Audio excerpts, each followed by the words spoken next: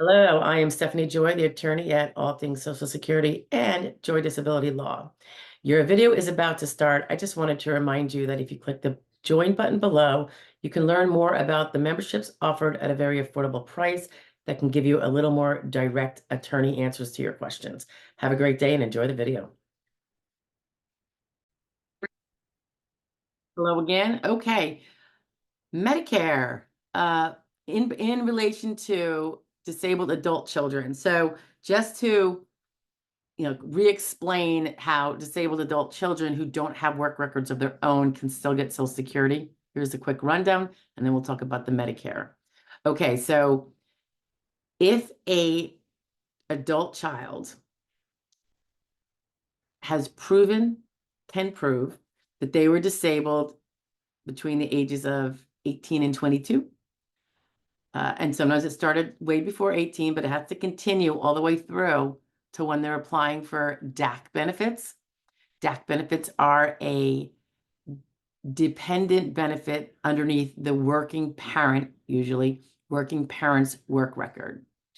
And a child who, people under 18 can't get Social Security disability on their own record. Over 18, they can if they have a work record. And that would be true for a DAC child.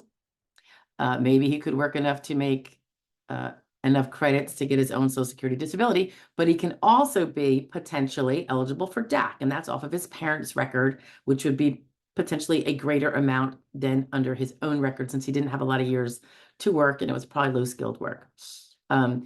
They have to have been provably disabled, which means under SGA at all times, et cetera, et cetera. Okay, so one specific instance that often happens is a child who is disabled and then is proven disabled at 18 when they have to do that redetermination to see if they're disabled under the adult standard. They might then get SSI, which again, they might not have been eligible for as a child because their parents may not have been poor enough. So now they're 18, their parents' money does not count for them, thankfully, and they may be eligible for SSI. However, eventually they might be eligible for DAC. The first point in which they can get it, assuming they continue to be disabled and have no gaps in disability. In other words, don't be doing that SGA work. If they're going to work, keep it under SGA. So when a parent either files on their own or for disability or retirement or passes away, now the child that was disabled, the adult child who was disabled prior to the age of 22, can now apply for DAC. That's whether he's on SSI now or anything else or not at all. So then the question becomes, when can he get Medicare? Can he get Medicare? Yes, he can. Like everybody else, he will generally have to be having collected 24 months of the Social Security, which is the DAC, under his mom or dad's record.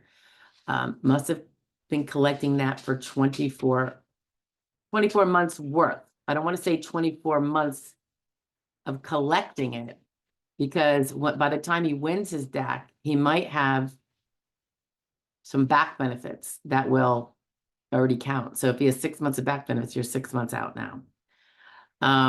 Or if it takes longer, it feasibly can be that the 24 months are all part of his back benefits for DAC. And there is, I'm not going to go into this part very much, but people get concerned about, but is he going to lose his Medicaid? They do have special rules so that when you get that higher income, because you're now able to collect under that hardworking parent's work record that has now been triggered, even if the money would otherwise have put you outside of the arena for Medicaid coverage, like you had before when you were on SSI, they do have a special rule that prevents that.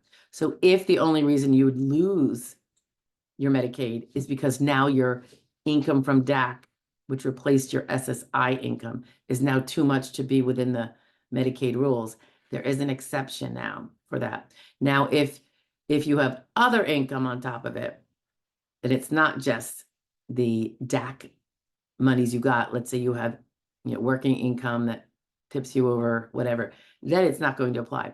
But it won't be that changing from DAC. There's no disincentive to apply for the DAC due to that reason. You will be protected and be able to keep the Medicaid, as I understand it. But eventually you'll become eligible for Medicare.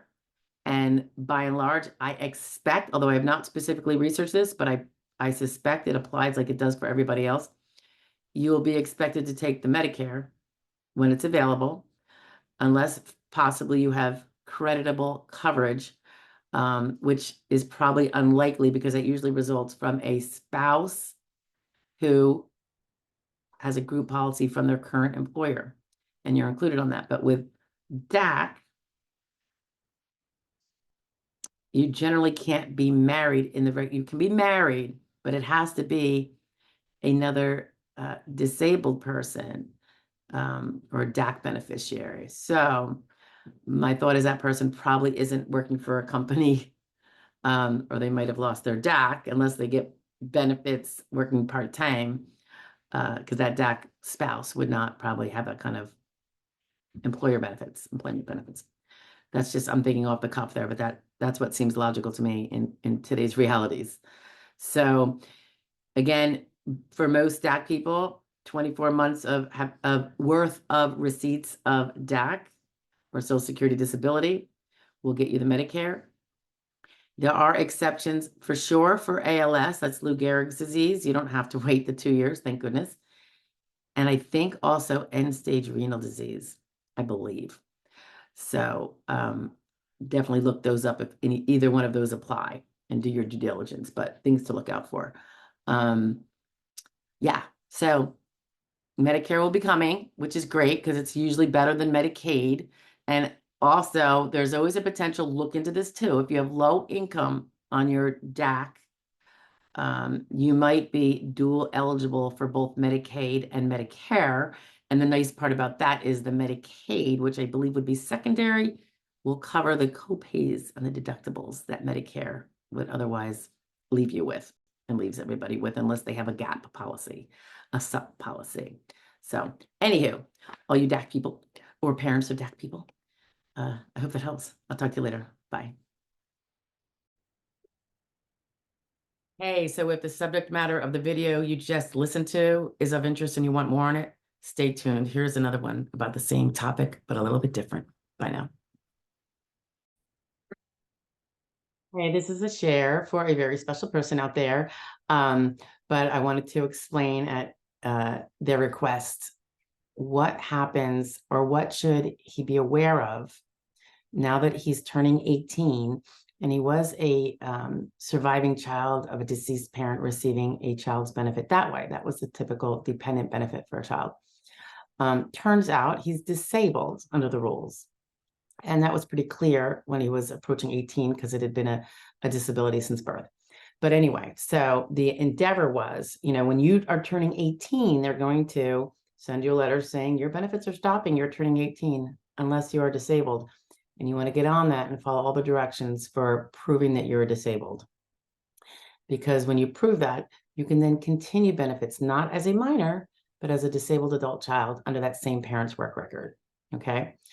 But there's some things you have to know. You know how there's all sorts of rules for SSI? That's the welfare benefit that is not Social Security.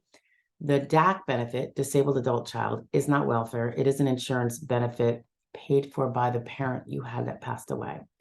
So he or she bought that insurance through the Social Security program, the taxation and all that. So it is not a welfare benefit. However, there are some rules because it is still a dependency benefit. So the reason why you got it as a child is because you are a dependent child. All children are, unless they're perhaps emancipated or something. So when you hit 18 and you're no longer a dependent and you're out of high school, you can still be dependent on that parent if you are disabled. So the crux of this is, the best way to maybe remember it is, you can't really do anything that's going to change your dependency on that parent's work record. So the biggest thing I think of is, you obviously can't be earning a lot because then you're not disabled. So there is that earnings limit like it applies to every other disabled person. So know those rules, SGA, trial work period, I suppose. But keep in mind towards those rules. We have playlists on those. But the other big thing is marriage. Generally, you have to be unmarried. There is an exception, as I understand it, for those that marry another person who is a DAC recipient. So it would be another disabled person who's getting DAC, not just another disabled person collecting benefits or not collecting benefits. Another disabled adult child collecting off their parent. Then you can get married to that person. This is a really controversial rule, obviously. I understand the reasons for the rule. However, I also see the problems with the rule. So I don't know what the solution is, but this is where it stands now. So you have to keep that in your mind. This is how it's similar to SSI, except actually it's more exacting. With SSI, you can get married, but if you marry someone with too much income, which is a very low bar, their income is going to be deemed to you and you're going to lose your SSI because that was a welfare needs-based program. In this case, for DAC, that's not welfare, but it no longer means you're dependent on that parent, because when we get married, the person we marry is now financially responsible for us if we are unable to support ourselves. So it's kind of like a little, I don't know, web there. So just always know you can't, I mean, in this day and age, marriage maybe isn't as common as it used to be, which is kind of a shame, but just know that you can't, without losing your DAC, and I don't think you can get it back if you then get divorced. Okay. I'll have to see if that rule has changed, but I think that's the way it used to be. So the marriage thing is huge, but everything else you can get. I mean, you can inherit money, you can inherit property, you can win the lottery and be a millionaire and still get your DAC. Okay. You just can't do that marriage thing and become dependent on somebody other than the parent you are receiving your benefits from. And of course, as an extra side, you have to prove that you're disabled before age 22. So while the example I was using was someone who was not legally found disabled prior to 18 because there was no benefit that could be applied for under that, because you don't have to prove disability to get a dependent benefit off of a deceased or disabled parent. You know, all children will be eligible for that. But the moment you turn 18, when that would normally cut you off and you got to go get a job, you're proving that you can't work full time and you're not working SGA. So you are eligible for that DAC. The other thing to really watch out for is the earnings. This is true of everybody collecting Social Security disability based on their own disability. But one thing that I don't believe has changed is that, let's say you aren't keeping track of your part-time job and you do earn more than the amount allowed for sufficient amount of months that you're going to be discontinued. If you then, relapse, or, your body gets, whatever's happening, you're disabled again, you can't do that more robust work and making that that extra money, you can't go back on DAC. Once you have become not legally disabled under the rules, you can't go back and say I was disabled since before 22, because you had that window when you weren't. That's a tough one too. Yeah, that one's tough. So you got to be careful about the marriage and about the earnings. I would be very, very, very well studied on that. Okay, particularly the earnings. The marriage is kind of easy. If you're not going to get married, you're not going to have to worry about it. If you're going to get married, you're going to have to give a lot of thought to it, right? Unless those rules change, which of course they can. What else are they telling us here? I'm just looking at a little blurb. I'll copy this down on the notes down below.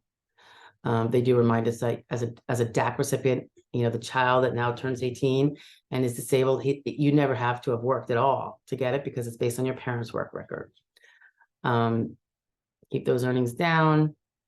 They do also remind you about certain expenses, that if you blow it and you're working part-time and you tip over the SGA amount accidentally, you didn't realize, you might have certain expenses that could be subtracted. If let's say you're so close, you're pretty close to that limit and you did go over it, but you have certain expenses that can be counted to reduce that income. Usually they're like related to you as a disabled person being able to do the job. It could be co-pays for pain management visits that help you keep your pain down so you can do that job. Otherwise, you wouldn't be doing it at all. So it's like impairment related work expenses. Those things are always good to keep track of. If you have them, I would always save all those receipts, even while you're working, everything's good. Just in case you accidentally go over, don't realize that something could happen, brain fart, whatever. You'll have those receipts, in your back pocket to be like, oh, I can't get these numbers down. And then I'm not going to lose my benefits forever. Right. But it brings up a good point. If you are working part-time, all under the limits, you're not going to lose your DAC.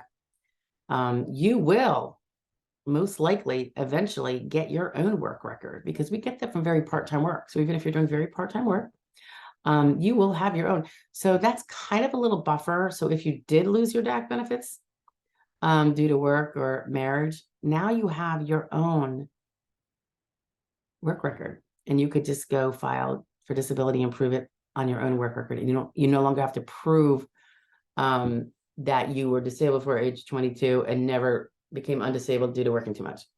So, we can have different eligibilities. So you could have one on your own work record, and you have the one you're collecting under your parent. And the reason why you would be collecting the one under your parent is either because you didn't have one at all when you turned 18, or, when you were eligible for DAC, you didn't have a work record, or you did, but the benefit amount was so terribly low, the DAC was way more, and you always get to have the highest one that you're eligible for. You don't get both, but you can always have the highest one.